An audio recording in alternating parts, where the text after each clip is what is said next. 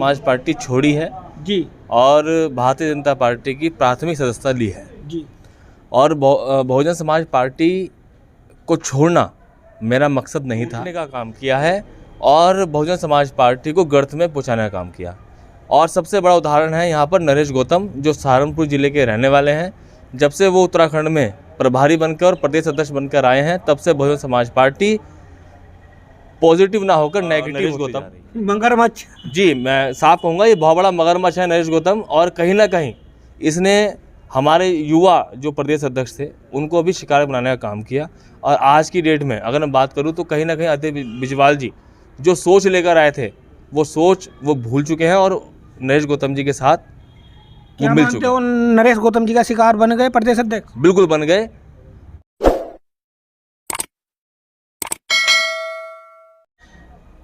हमारे साथ है प्रदेश सचिव जो बहुजन समाज पार्टी के योगेश जी। हालांकि योगेश जी ने भारतीय जनता पार्टी ज्वाइन की है, कारण जानना चाहेंगे। अक्सर बहुजन समाज पार्टी के मंचों पर इनको देखा गया है और कहीं ना कहीं बहुजन समाज पार्टी के लिए आज तक इन्होंने काम किया है और भारतीय जनता पार्टी की प्राथमिक सदस्यता ली है जी।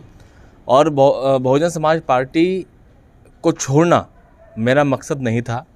लेकिन जिस घर में पता लगे कि चोर बस गए हों, उस घर से निकलना ही ज़्यादा अच्छा होता है।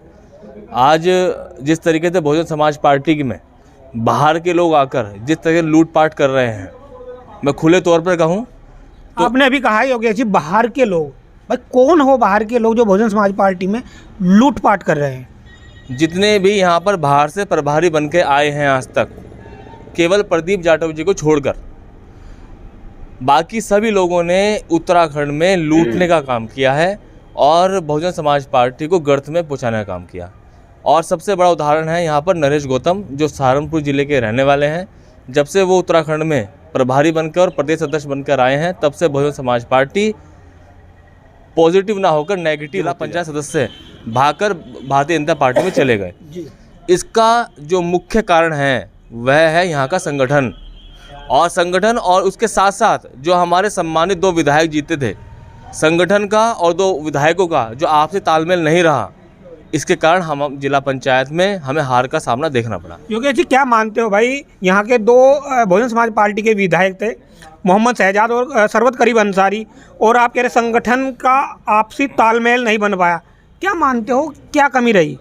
देखिए, मैं बचपन से मैंने बहुजन समाज पार्टी में काम किया और कई पदों पर मैंने काम किया।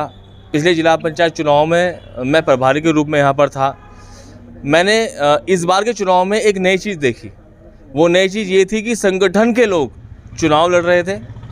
संगठन में विधानसभा के अध्यक्ष, जिला अध्यक्ष, प्रदेश महासचिव, ये सभी लोग चुनाव लड़ रहे थे।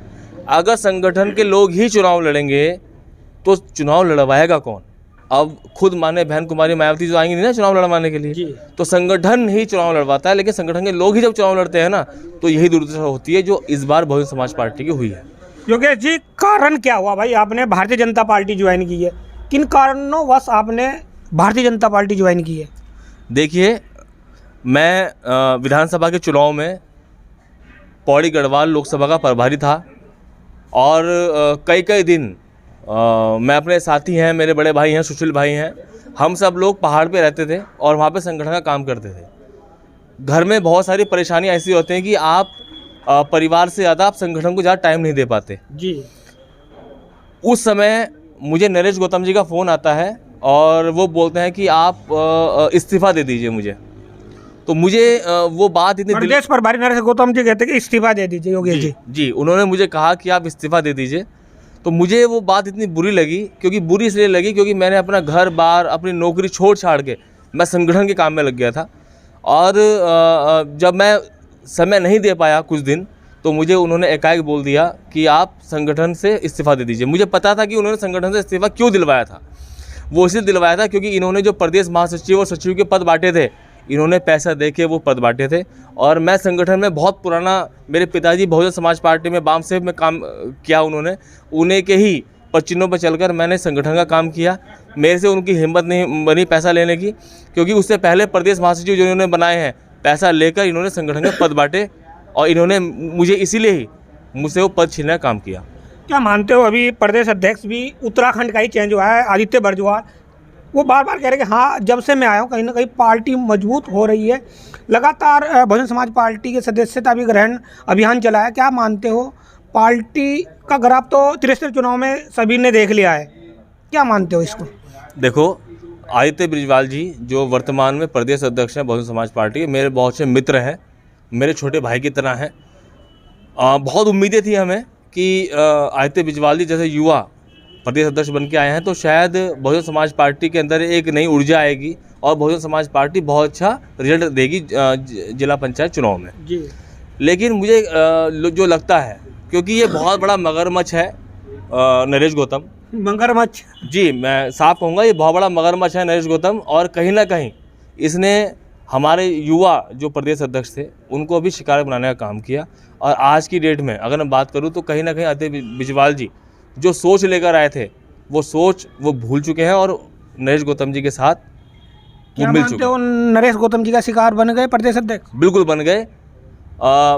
मैं आपको खुले तौर पे कहूँ कि इस जिला पंचायत चुनाव में जिस तरीके से नरेश गौतम ने हमारे 2 विधायकों का अनदेखी की है, क्योंकि मोहम्मद शहजाद अगर पार्टी से बाहर होते तो हम उनको ये बात ना बोलते, लेकिन वर्तमान में वो पार्टी में हैं और पार्टी के सम्मानित विधायक हैं, तो उनकी राय मशवरा लेना बहुत ज़रूरी था, क्योंकि वो रणनीतिकार हैं जिला पंचायत के। बार बार संगठन के लोगों ने, जिला पंचायत और प्रदेश अध्यक्ष, उन्होंने बार बार कहा कि हमने संपर्क साधा पर कहीं ना कहीं जो विधायक है मोहम्मद शहजाद नहीं आए। क्या कुछ कहेंगे इसको लेकर? देखिए, ये आपके चैनल के माध्यम से मुझे भी ज्ञात हुआ जी कि संगठन के लोग बोल रहे हैं कि हमने उनसे बात की, लेकिन मोहम्मद शहजाद जी ने भी एक बात कही कि उन संगठन के लोगों ने मुझसे बात नहीं करी। तो ये तो संगठन के लोग जानते होंगे या मोहम्मद शहजाद जानते होंगे, लेकिन मैं एक बात बताना चाहता हूँ, अगर मोहम्मद शहजाद के साथ अगर तालमेल बिठा के काम करते तो शायद आज बोर्ड बहुजन समाज पार्टी का होता। चलिए योगेश जी, हमारे से बातचीत करने के लिए बहुत बहुत धन्यवाद। हमारे साथ योगेश जी है जिन्होंने बहुजन समाज पार्टी छोड़ दी और भारतीय जनता पार्टी ज्वाइन की है, और किन कारणों के वश छोड़ी है ये भी इन्होंने बताया है। आप क्या सोचते हैं इस वीडियो के संबंध में, कमेंट बॉक्स में अपनी प्रतिक्रिया जरूर दें। मैं मित्रपाल और आप देख रहे हैं BM UK TV हरिद्वार।